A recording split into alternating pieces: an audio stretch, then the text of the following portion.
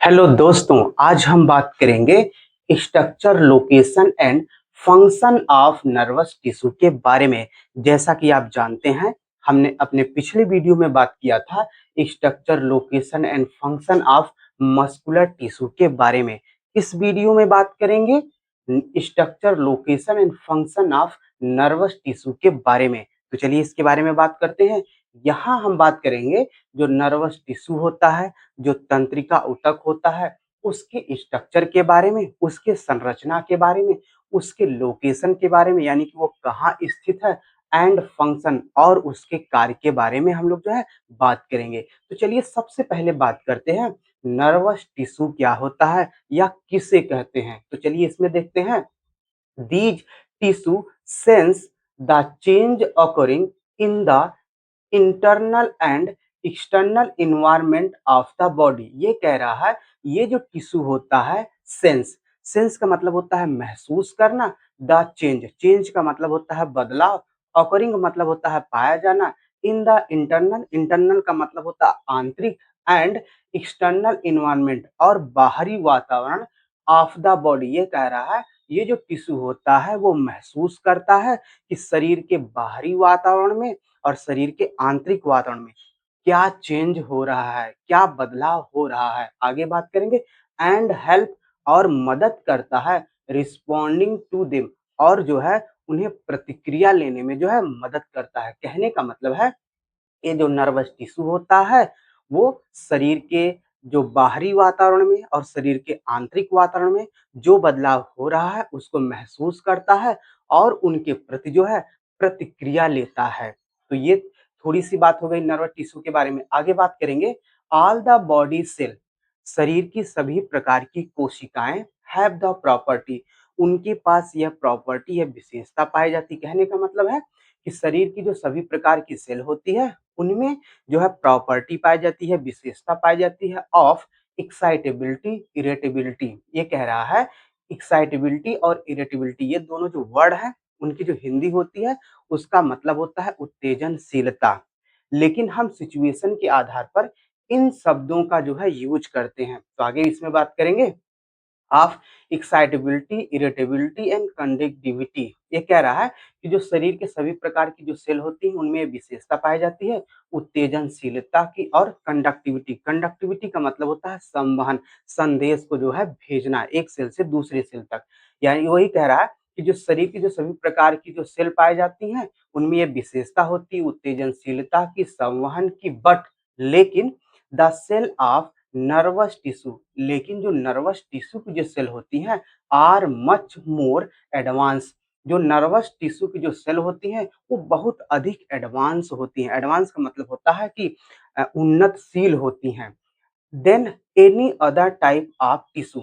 और जो हमारे शरीर में जो है जितनी भी प्रकार की जो टिश्यू पाए जाती हैं उनकी तुलना में जो नर्वस टिश्यू की जो सेल होती हैं वो बहुत ही अधिक एडवांस होती हैं। आगे बात करेंगे। The neuron व nerve cell are functional and structural unit of nervous tissue। हमने यहाँ पर एक गलती कर दी है, यहाँ फंक्शनल हमको लिखना चाहिए था, हमने सिर्फ फंक्शन लिखा है। यहाँ पर जुड़ जाएगा NAL, हम यहाँ लिख दे रहे हैं NAAL। तो कहेंगे तो नर्व, न्यूरॉन व नर्व सेल, जो नर्व या जो न्यूरॉन सेल होती है are functional and structural unit of nervous tissue. जो नर्वस टिश्यू होता है, जो नर्व सेल होती हैं वो स्ट्रक्चरल और फंक्शनल यानी कि संरचनात्मक और क्रियात्मक इकाई होती हैं नर्वस टिश्यू की। कौन? Nerve cell. आगे बात करेंगे। द नर्वस टिश्यू, जो नर्वस टिश्यू होता है टूगेदर, जब वो साथ साथ आते हैं, फॉर्म मतलब बनाते हैं, ऑर्गन ऑफ नर्वस सिस्टम। जब नर्व टिश्यू जो है साथ साथ आते हैं तो वो जो है नर्वस सिस्टम का जो है ऑर्गन्स बनाते हैं। ये तो बात हो गई नर्वस टिश्यू के बारे में। अब हम बात करेंगे नर्वस टिश्यू के स्ट्रक्चर के बारे में। यहाँ स्ट्रक्चर का मतलब होता है संरचना। तो चलिए इसके बारे में थोड़ी सी जानकारी ले लेते हैं। The structure of nervous tissue, जो नर्वस टिश्यू का जो स्ट्रक्चर होता है, जो संरचना होता है, मीन्स उसका क्या अर्थ होता है। The shape of it cell, यानी कि जो नर्वस टिश्यू है उसका सेल का शेप क्या है, आकार क्या है। द नंबर ऑफ लेयर, और उस जो सेल होती है उसके जो लेयर हैं उसकी संख्या कितनी है, दे आर अरेंज्ड इन, और वो कैसे व्यवस्थित हैं, and how they fit together, और वो एक दूसरे के साथ कैसे फिट हैं। तो जैसा कि हम जानते हैं, जो नर्वस टिश्यू होता है उसमें कोई प्रकार नहीं पाया जाता है। जैसा कि हमने अपने जो है पिछली वीडियो में बात किया है क्लासिफिकेशन ऑफ टिश्यू में। क्यों नर्वस टिश्यू का जो है कोई प्रकार नहीं होता है? क्योंकि यह जो है सर से लेकर पाँव तक यानी अंगूठे तक इनका जो सेल की जो शेप होती है, संरचना होता है, जो फंक्शन होता है, हर जगह सेम होता है, यानी समान होता है। इसलिए नर्वस टिश्यू का कोई प्रकार नहीं होता है, टाइप नहीं होता है। वो जो होते हैं वो घटक होते हैं, यानी कि जो हम पढ़ेंगे वो नर्वस टिश्यू के घटक हैं, कंपोनेंट हैं। वो होते हैं न्यूरॉन या उसी को नर्व सेल कहते हैं, और दूसरा होता है न्यूरोग्लिया या इसी को जो है ग्लिया सेल कहते हैं। हम स्ट्रक्चर में पढ़ेंगे जो है सबसे पहले न्यूरॉन्स, फिर उसके बाद पढ़ेंगे न्यूरोग्लिया या जो है ग्लिया सेल के बारे में। तो चलिए सबसे पहले बात करते हैं न्यूरॉन्स के बारे में, न्यूरॉन क्या होते हैं या नर्व सेल क्या होते हैं। तो चलिए देखते हैं इसमें न्यूरॉन, इसमें देखेंगे a neuron is the basic structural and functional unit of our neuron system.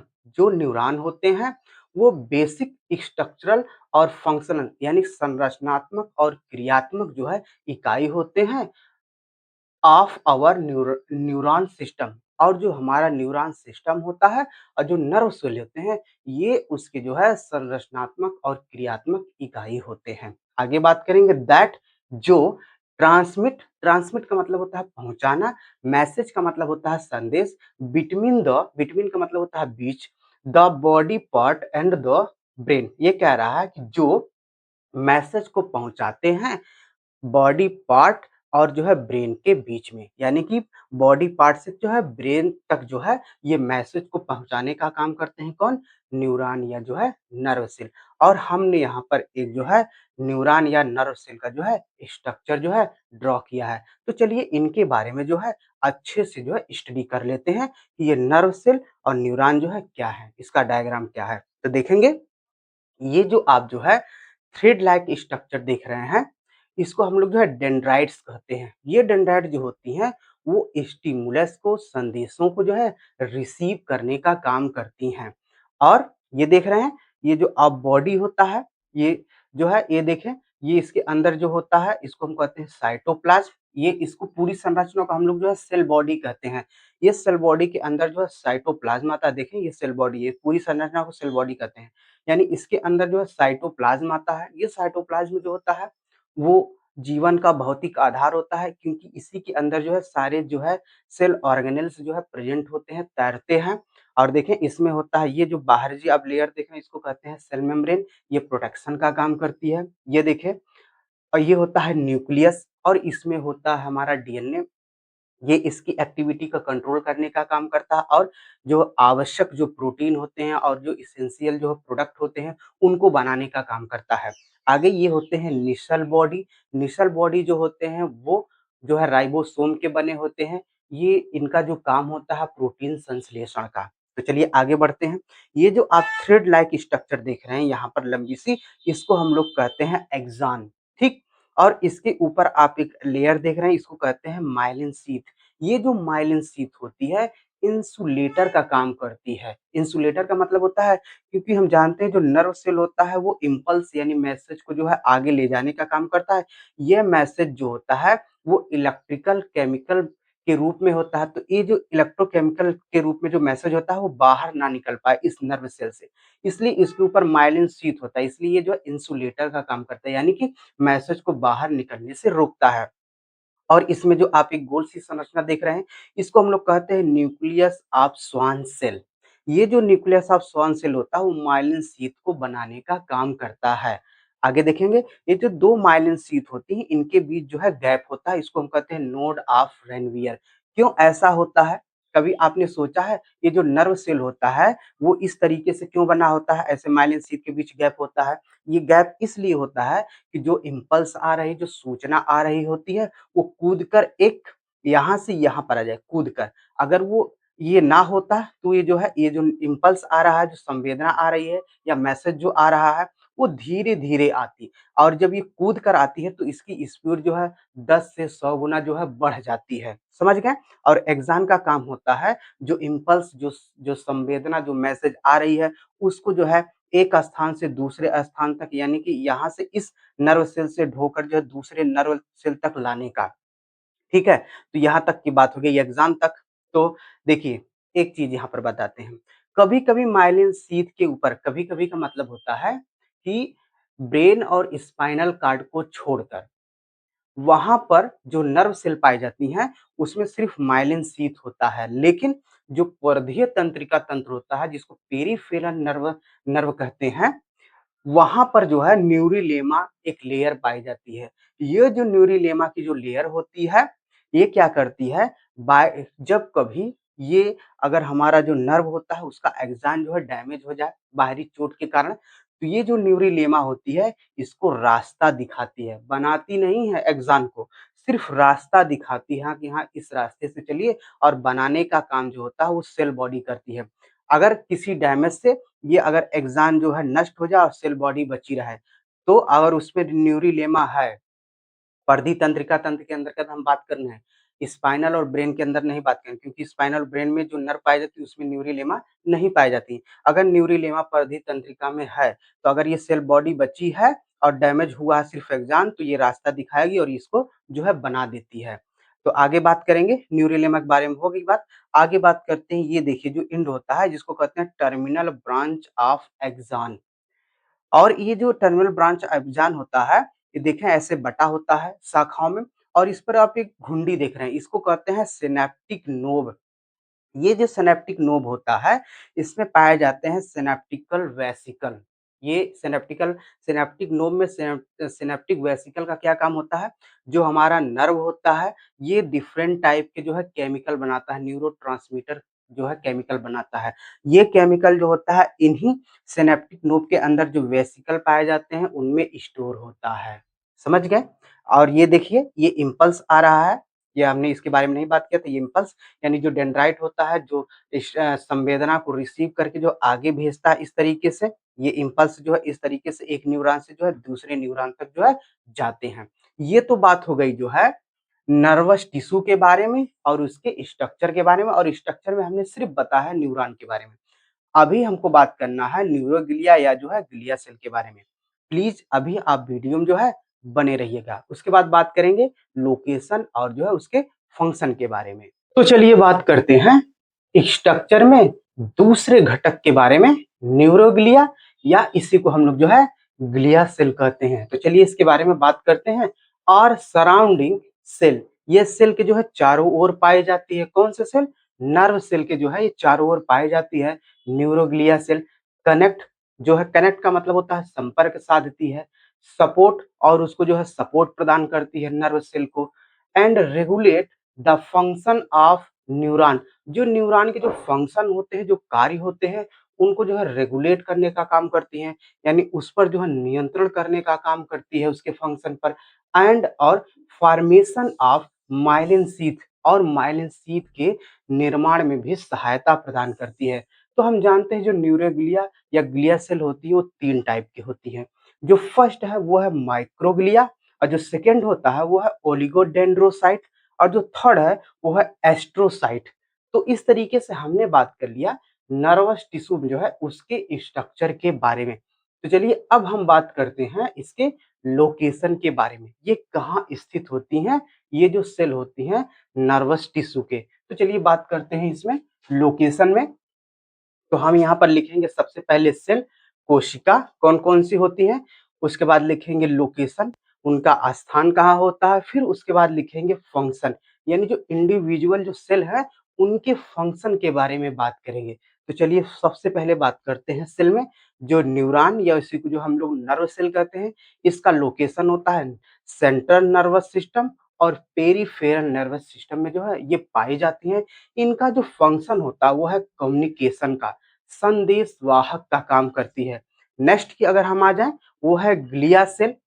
ये जो ग्लिया सेल होती है वो 3 टाइप की होती हैं। इसमें देखेंगे जो एस्ट्रोसाइट होता है वो सीएनएस में पाया जाता है। कहाँ? Near the blood vessel of the brain, brain में जो ब्लड वेसल्स पाई जाती हैं एकदम उसके नियरेस्ट एकदम निकट पाई जाती हैं पूरा। और इनका काम होता है फॉर्मेशन ऑफ बीबी। बीबी का मतलब होता है ब्लड ब्रेन बैरियर। और आगे न्यूट्रिशन और सपोर्ट, ये जो नर्व सेल होती हैं उनको जो है पोषक देती हैं और सपोर्ट यानी सुरक्षा या आधार भी प्रदान करती हैं। नेक्स्ट की अगर हम बात करें, ओलिगोडेंड्रोसाइट, ये कहाँ पाई जाती हैं? सीएनएस में पाई जाती हैं अराउंड द एक्सॉन। सीएनएस के कहाँ? जो सीएनएस का जो एक्सॉन होता है उसके चारों ओर जो है ओलिगोडेंड्रोसाइट्स पाई जाती हैं। इनका काम होता है फॉर्मेशन ऑफ माइलिन शीथ, ये माइलिन शीथ को बनाने का काम करती हैं। नेक्स्ट की अगर हम बात करें, माइक्रोग्लिया जो नेक्स्ट सेल है, ये कहाँ हो पाई जाती हैं? मूविंग कंटिन्यूअसली मूविंग सीएनएस, जो सेंट्रल नर्वस सिस्टम होता है वहां पर ये लगातार जो है घूमती रहती हैं। क्यों घूमती रहती हैं? बात करेंगे इस पे फंक्शन में जो है destroying bacteria and dead cell by phagocytosis.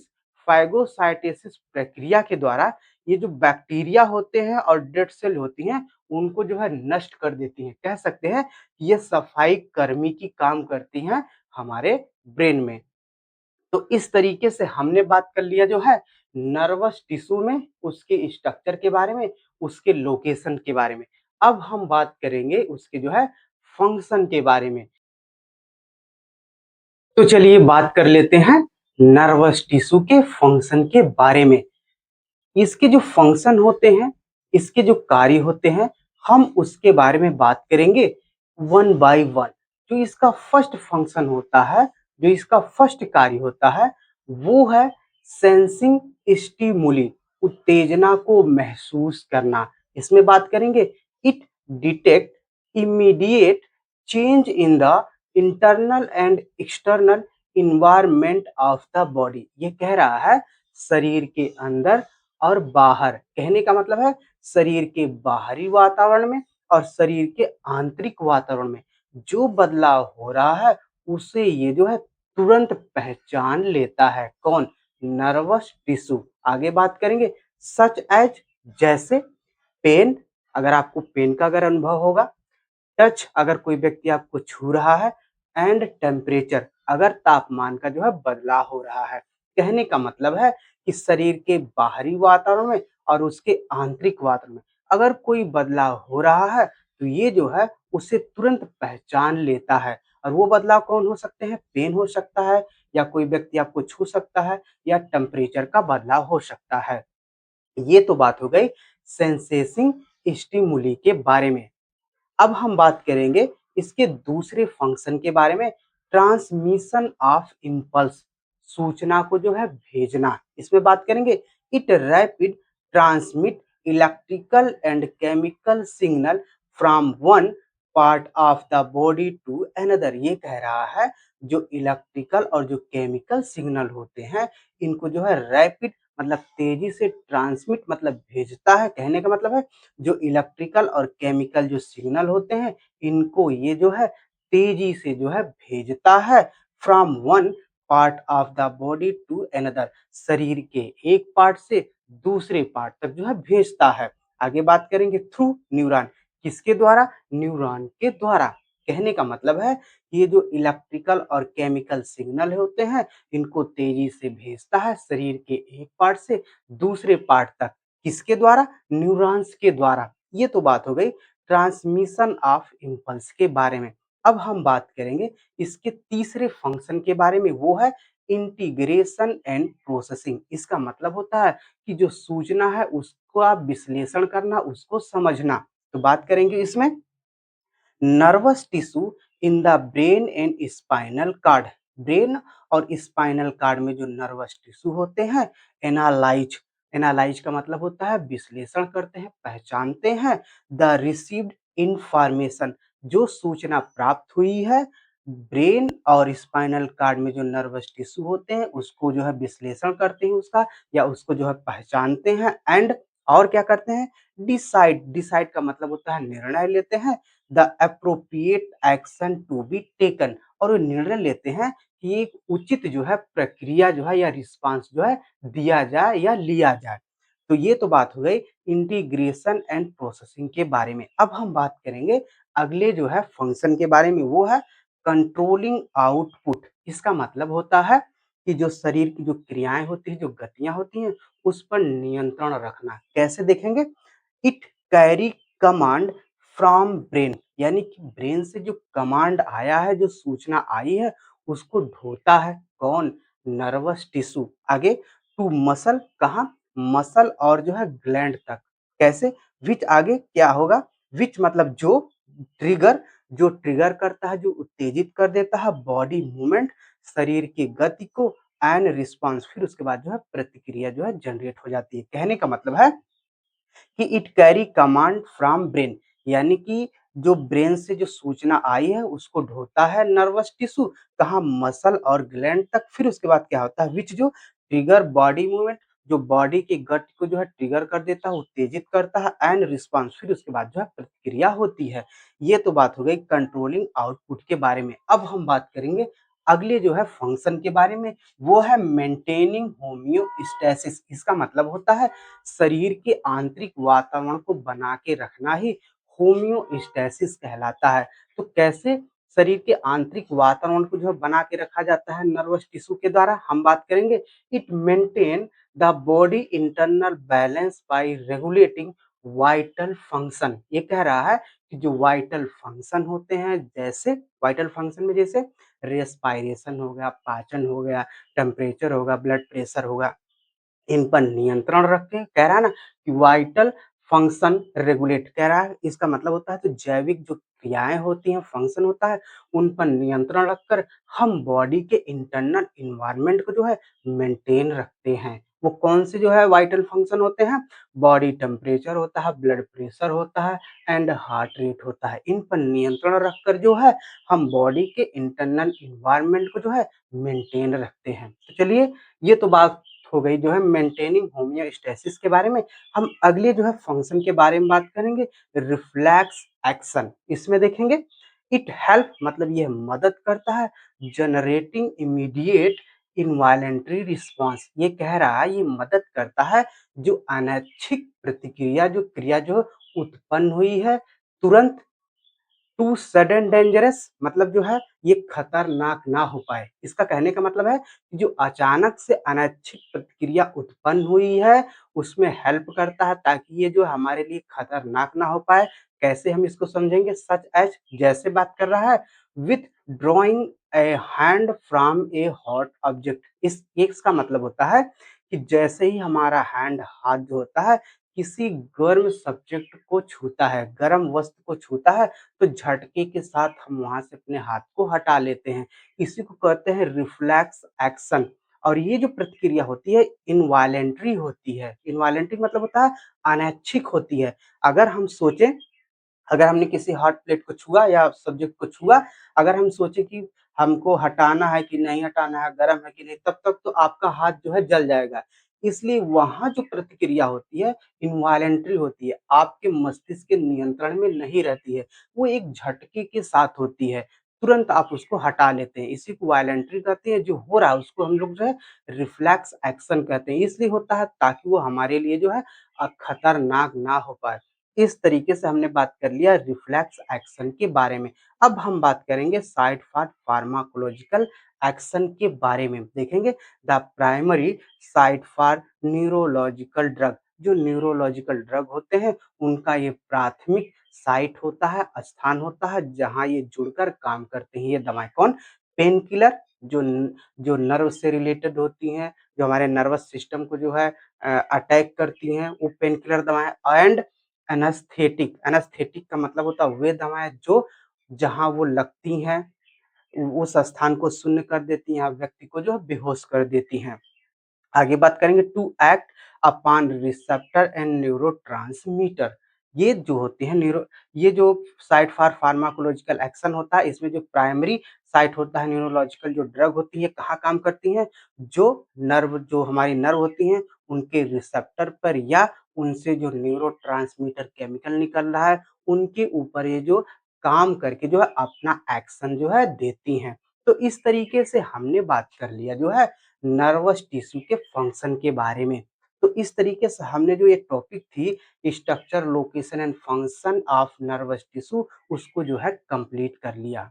अगर हमारा प्रयास आपको समझाने में सफल रहा तो प्लीज हमारे चैनल को सब्सक्राइब करना ना भूलें।